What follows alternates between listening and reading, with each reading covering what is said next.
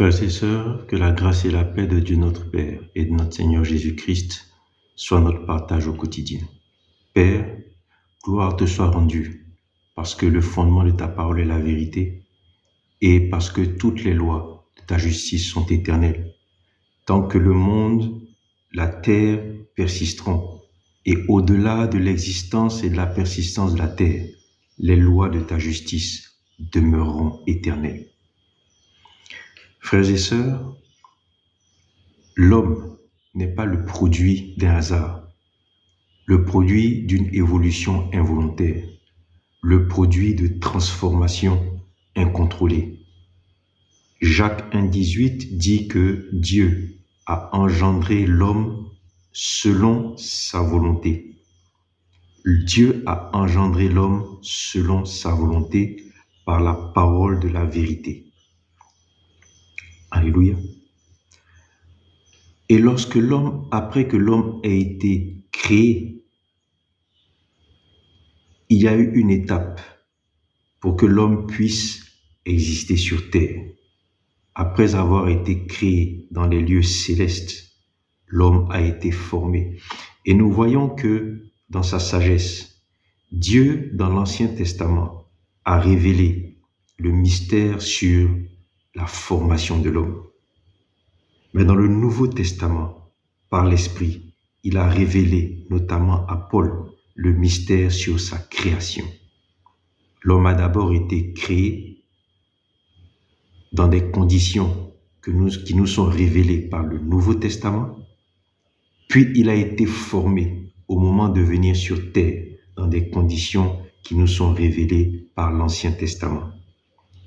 Et à chaque étape, Dieu a pris pour l'homme des résolutions qui accompagnent et qui accompagneront l'homme tant qu'il demeurera, tant qu'il existera. Des résolutions qui accompagnent et qui accompagneront l'homme tant qu'il existera. Alléluia. Après avoir été créé, l'homme a été formé. Et les passages qui nous enseignent sur la formation de l'homme sont Genèse 1, les versets 20 à 28, Genèse 1, les versets 20 à 28 et Genèse 2, les versets 7. Genèse 1, versets 20 à 28 et Genèse 2, verset 7. Ces passages nous révèlent, nous enseignent sur les résolutions que Dieu a prises pour l'homme au moment de sa formation. Dans Genèse 1, verset 26, il est écrit « Dieu dit, faisons l'homme à notre image selon notre ressemblance.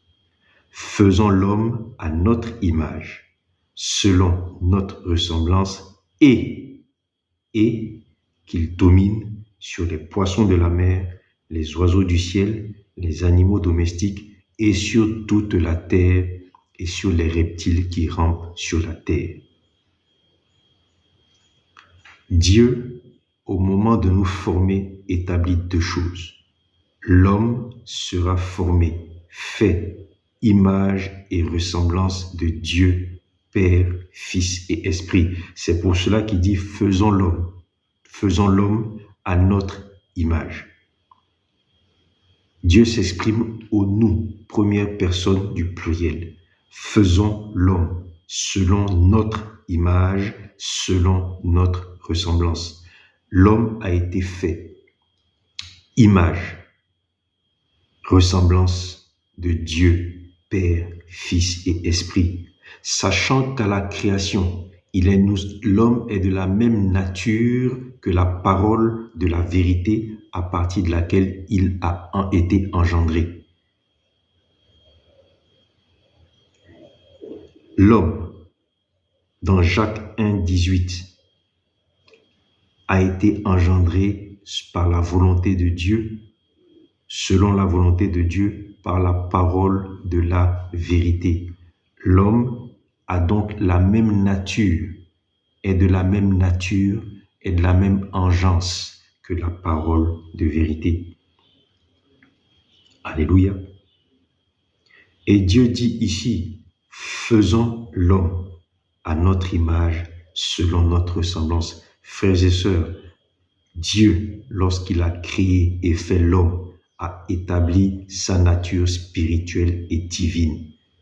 Prioritairement, Dieu a résolu que l'homme aurait une nature prioritairement divine et spirituelle. Alléluia.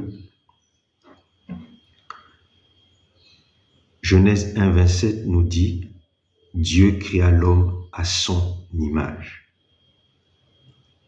Donc Dieu en Genèse 1, 26 dit, faisons l'homme à notre image, selon notre ressemblance, et qu'il domine. Sur quoi? Les poissons de la mer, sur les oiseaux du ciel, sur les animaux domestiques et sur toute la terre et sur les reptiles qui rampent sur la terre. Frères et sœurs, cette domination n'est pas là encore le fruit du hasard. Elle est intrinsèquement liée à la volonté de Dieu qui a établi dans Jacques 1, verset 18, que nous soyons engendrés par la parole de la vérité, afin que nous fussions comme les prémices de l'ensemble de la création, que nous fussions comme les prémices de ces créatures. La domination dont Dieu parle ici n'est pas le fruit du hasard, mais la domination dont Dieu parle en Genèse 1, verset 26, n'est que la suite logique de la résolution qu'il a prise au moment où il nous créait. Alléluia. Dans Genèse 2, 7, après que Dieu nous ait créés à son image, comme nous dit Genèse 1, 27, Genèse 1, 27 dit Dieu créa l'homme à son image. Genèse 2, 7 nous dit, Genèse 2, verset 7 nous dit, Yahweh Dieu forma l'homme de la poussière du sol et il souffla dans ses narines un souffle de vie et l'homme devint un être vivant. Frères et sœurs, la formation de l'homme n'est que la dernière étape. N'est que la dernière étape de l'appel à l'existence de l'homme. La formation de l'homme n'est que la dernière étape de la construction de l'existence de l'homme. Alléluia. Et pour que l'homme devienne un être vivant, après que nous ayons été formés de la poussière du sol, Dieu a soufflé dans les narines un souffle de vie, un esprit de vie, ce qui est totalement différent de l'ensemble des autres créatures. Lorsque nous prenons Genèse 1, versets 20 et 21, la Bible nous dit, Dieu dit que les oiseaux foisonnent d'une multitude d'êtres vivants et que les oiseaux volent sur la terre, sur la face du firmament du ciel. Et Dieu créa les grands animaux aquatiques et tout être vivant qui se meut, foisonnant dans les eaux selon leur espèce et tout volatile ailé selon leur espèce. Lorsque nous lisons la parole, nous verrons que Dieu a créé des êtres vivants. La différence entre ces êtres vivants-là et l'homme être vivant, c'est que l'homme est devenu effectivement un être vivant à partir du moment où Dieu a insufflé dans ses narines un souffle de vie. Il a insufflé dans ses narines un esprit de vie. Il a insufflé dans ses narines l'esprit de vie. Voilà une différence fondamentale avec le reste du vivant. Nous sommes tous des êtres vivants. Toutes les créatures sont des êtres vivants. La Bible nous le dit. La Bible nous le dit. Toutes les créatures sont des êtres vivants. La différence, c'est que nous sommes êtres vivants selon la volonté de Dieu. Par la volonté de Dieu, par la résolution de Dieu, nous sommes êtres vivants après que Dieu ait insufflé l'esprit de vie en nous. Chose qu'aucune autre créature n'a. Alléluia. Frères et sœurs, lorsque Dieu a créé l'homme, il a résolu que l'homme serait comme les prémices de ses créatures. L'homme aurait la même nature que lui. L'homme serait la garantie devant Dieu de la qualité et de l'excellence de l'ensemble de la création. Frères et sœurs, l'homme est même au-dessus de Lucifer. l'ange de lumière qui, après sa rébellion, est devenu Satan, l'accusateur, le diable. L'homme est au-dessus de Lucifer. Aucune créature n'a reçu de Dieu les résolutions que Dieu a prises pour l'homme. Aucune créature, visible ou invisible, dans les cieux et sur la terre, n'a reçu de Dieu les résolutions que Dieu a prises pour l'homme, faisant de lui, établissant l'homme comme les prémices de ces créatures. Frères et sœurs, aucun homme ne doit se négliger. Aucun homme ne doit minimiser son existence parce que tout homme est précieux aux yeux de Dieu. Alléluia. Et je voulais faire juste une petite parenthèse pour dire que la Bible nous dit dans Genèse 1, verset 28, que Dieu, une fois que Dieu a formé l'homme, Dieu les bénit. Une fois que Dieu a créé l'homme, Dieu a béni l'homme. Et il leur dit, soyez féconds, multipliez et remplissez la terre.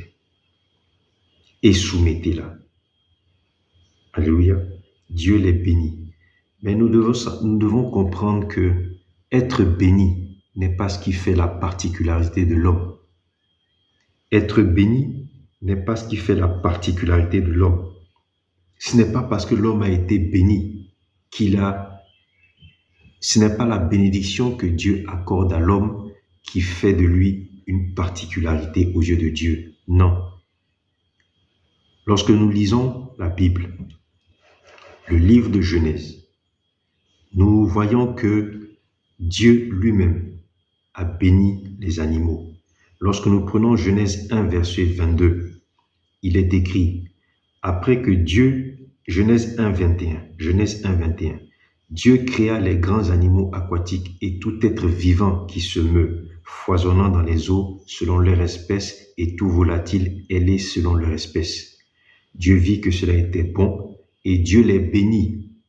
On parle des animaux. Genèse 1, verset 22. Dieu les bénit en disant « Soyez féconds et multipliez et remplissez les eaux de la mer et que les oiseaux multiplient sur la terre. » Lorsque Dieu a créé les grands animaux aquatiques, terrestres et les animaux volant dans les cieux, il les a bénis et il leur a dit « Soyez féconds, multipliez et remplissez la terre exactement comme ce qu'il a dit à l'homme. » Dans Genèse 1, verset 28.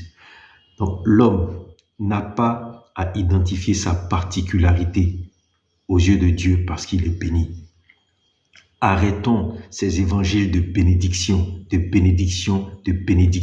à partir desquels l'homme, nous estimons que nous avons une priorité aux yeux de Dieu. Dieu a béni les animaux, Dieu a béni les plantes et Dieu a dit à chaque espèce, soyez féconds et multipliez parce que c'est la base, c'est le principe à partir duquel les hommes comme les animaux vont remplir la terre.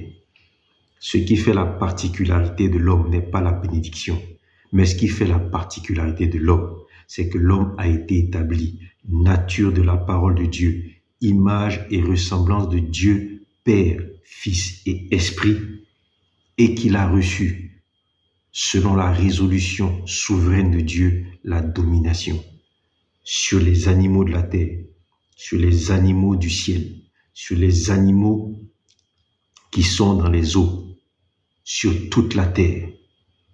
Mais nulle part, Dieu n'a dit que l'homme devait dominer sur l'homme. Nulle part, il est écrit que l'homme avait pouvoir de dominer sur un autre homme. Nulle part cela n'a été dit. Dieu, dans sa sagesse, ne peut pas demander à son image de dominer sur son image.